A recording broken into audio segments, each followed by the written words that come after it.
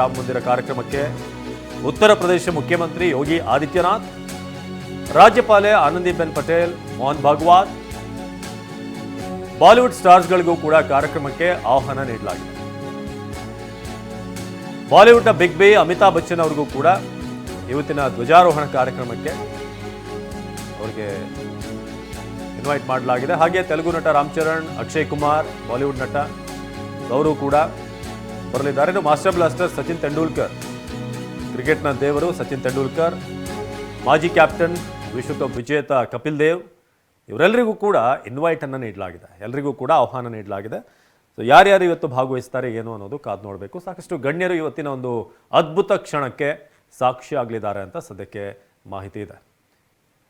UP CM Yogi Adityanath, ಹಾಗೆ RSS ಮುಖ್ಯಸ್ಥ ಮೋಹನ್ ಭಾಗವತ್, ಇವರೆಲ್ಲರೂ ಕೂಡ ಇವತ್ತಿನ ಈ ಒಂದು ಐತಿಹಾಸಿಕ ಕಾರ್ಯಕ್ರಮಕ್ಕೆ ಸಾಕ್ಷಿ ಆಗ್ತಾರೆ. ಜೊತೆಗೆ ಬಾಲಿವುಡ್ನ ಸ್ಟಾರ್ಸ್ಗಳಿಗೂ ಕೂಡ ಅಮಿತಾಬ್ ಬಚ್ಚನ್, ಅಕ್ಷಯ್ ಕುಮಾರ್, ಹಾಗೆ ಟಾಲಿವುಡ್ನ ರಾಮ್ ಚರಣ್ ತೇಜ, ಇವರೆಲ್ಲರಿಗೂ ಕೂಡ ಆಹ್ವಾನ ನೀಡಲಾಗಿದೆ.